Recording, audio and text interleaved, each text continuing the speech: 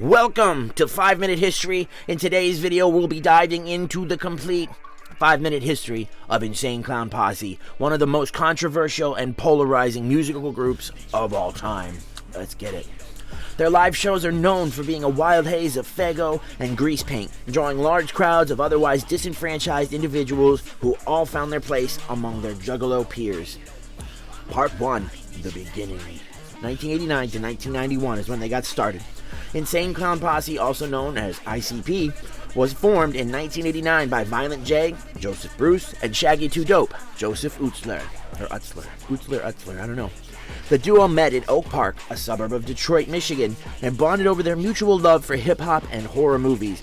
Before ever embarking on any sort of rap career, they would spend their time doing backyard wrestling matches in the style of WWE, or at the time, WWF. In 1991, they changed their name from the JJ Boys to Inner City Posse, and they released their first album, Basemental Psychosis, under the name of Inner City Posse, which was coincidentally also the name of the gang that the duo and a handful of their other friends belonged to. According to the duo, the album Basemental Psychosis really only came to fruition because of the influence they'd had from another local Detroit horrorcore legend, Esham, 1992 to 1997. In 1992, ICP changed their name to Insane Clown Posse and adopted their trademark Joker's Card concept. They released 6 Joker's Card albums, each with a different central theme. The group released 6 Joker's Card albums, each with a different central theme, and the duo's stage personas became more flamboyant and theatrical. The era saw the release of classic ICP tracks like The Juggler and Chicken Huntin'. It was also about this time that the group began a rap beef with fellow Detroit artist Eminem, which, no hate to the band, their whole little beef with Eminem was kind of goofy.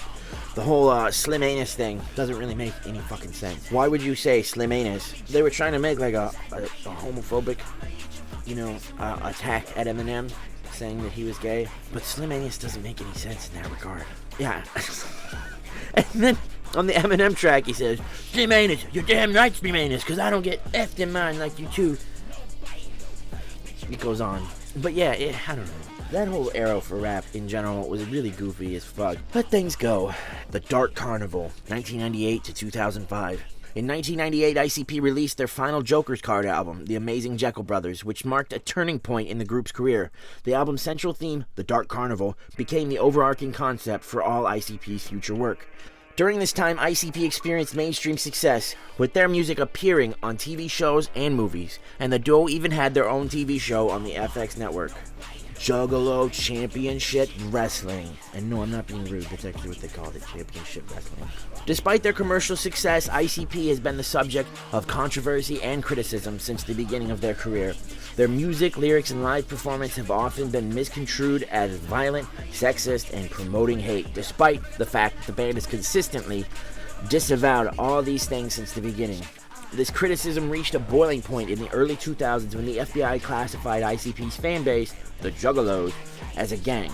The classification had serious consequences for Juggalos, who had been subjected to police harassment and discrimination. Insane Clown Posse actually sued the FBI, whose National Gang Intelligence Center listed Juggalos as a loosely organized hybrid gang.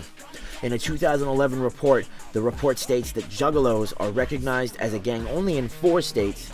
Law enforcement officials in at least 21 states have identified criminal Juggalo subsets. The report also noted that New Mexico was seeing a lot of Juggalo gang expansion due to the attraction of the tribal and cultural traditions of the Native Americans, which I don't even know what that means, but it seems like it might be treading water there. It probably shouldn't be saying that. The lawsuit asks for the documents that the FBI used to reach this conclusion. In August of 2013, federal authorities had filed a motion to dismiss the case, saying that they had already released several news media reports about Juggalos involved in criminal activity. The American Civil Liberties Union, or the ACLU, of Michigan is working with ICP's lawyers in order to ensure the rights of Juggalos everywhere to gather together and express their support of the ICP without having to worry about being unfairly targeted and harassed by law enforcement.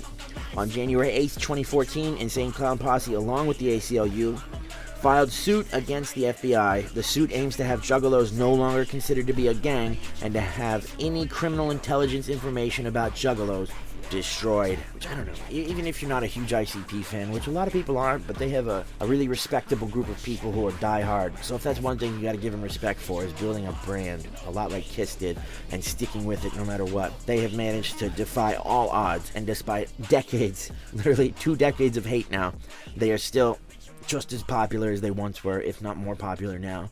Even the Gen Z kids on TikTok there was this new trend maybe a year ago where the kids were starting to get into ICP. So it seems to transcend generations, and whether you like them or not, you got to give them respect for what they've managed to accomplish in their careers. On September 16th, 2017, an estimated 1,500 Juggalos gathered in front of the Lincoln Memorial in Washington, D.C. to organize a concert and all-day rally in protest of their gang classification and class-based discrimination by law enforcement. I will say that when I lived in Idaho briefly, there was actually a subset of a prison gang there that were all Juggalos. They had Juggalo tattoos. I don't know, that was a prison gang though, not a street gang, and the FBI classified them as a street gang. And it didn't really have much to do with ICP, they just kind of took their logos and ran with it for their own purposes. So I don't know that should really reflect on the group. But I'm not FBI, so who am I to say? ICP have not won any major awards in the traditional sense, though they have been nominated for various awards throughout their career, including the American Music Award for Favorite Heavy Metal/Hard Rock New Artist in 1999. Unfortunately, however, they have not actually managed to win any of those major awards to date, but I wouldn't be surprised if in the next few years they get a Lifetime Achievement Award. I also wouldn't be that surprised if they got inducted into the Rock and Roll Hall of Fame, because they definitely had a significant impact, especially if you go to middle America like Iowa, Idaho, poor disenfranchised white areas. ICP is one of the most popular things there, especially for teenagers and stuff who don't really have an identity. That gives them an identity that they can identify with. Who would have thunk it? The one thing that I found interesting, which I actually learned about thanks to Finn McKenty.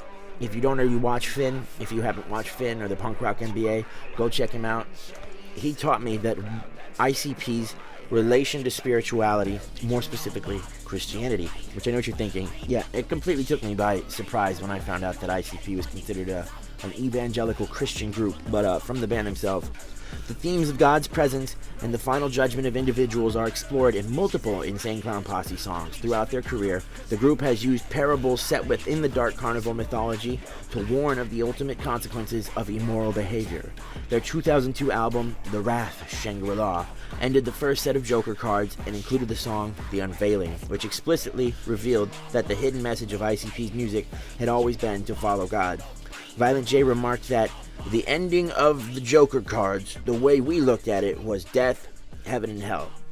That's up to each and every Juggalo to decide. I always thought that was kind of wild, because when you think evangelical Christian, ICP is probably one of the last things that comes to mind when you think of Christian bands. But I kind of like that classification. If you go to youth group or anything like that, you should bring your ICP record and share it with your youth pastor. I'm sure he'd get a kick out of that. You can all sing ICP songs together while you read the Bible.